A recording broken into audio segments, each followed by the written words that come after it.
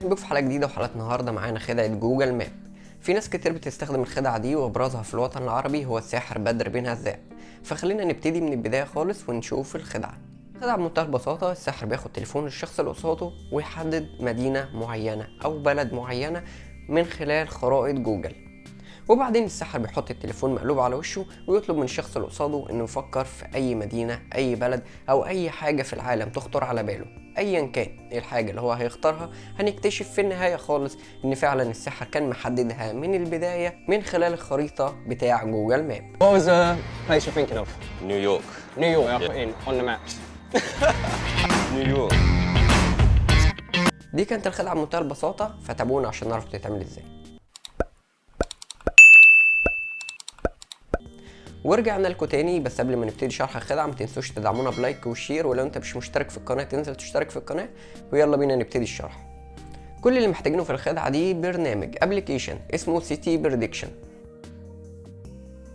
كل اللي هنعمله ان احنا هناخد تليفون الشخص اللي قصادنا، هنفتح جوجل وهنكتب الكود اللي جاي اساسا مع البرنامج، وبكده هنبقى عملنا اتصال ما بين تليفون الساحر وما بين تليفون الشخص اللي احنا بنلعب معاه اللعبه اساسا، وبكده يبقى دور التليفون اللي احنا واخدينه من الشخص ده انتهى. هنحط التليفون على الترابيزه ونطلب من الشخص ده انه يقول اي بلد او يفكر في اي حاجه في اي مكان، ودلوقتي هو هيختار بلد معينه ونقول له يا ترى انت اخترت ايه. واللي محتاجينه في النقطة دي شخص ورا الكواليس. الشخص اللي ورا الكواليس ده معاه التليفون اساسا بتاع الساحر، واللي هو اساسا في البرنامج اللي احنا اتكلمنا عنه ده.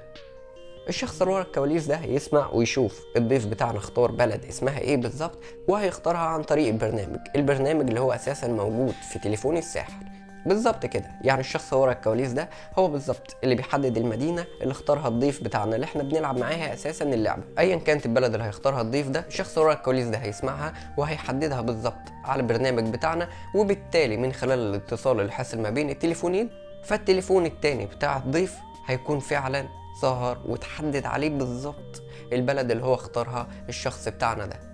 وقبل ما انهي الحلقه ما تنساش تنزل تحت وتكتب كومنت لطيف علشان اجمل كومنت هيظهر معانا الحلقه اللي جايه. وعموما دي كانت حلقتنا النهارده، ولو عجبتكم الحلقه ما تنسوش تدعمونا بلايك وشير وتشتركوا في القناه وتشاركونا في التعليقات بالخدعه اللي انتوا عايزين تعرفها بتتعمل ازاي، ولينك صفحه الفيسبوك تحت وكمان لينك الانستجرام. واشوفكم الحلقه الجايه ان شاء الله. سلام.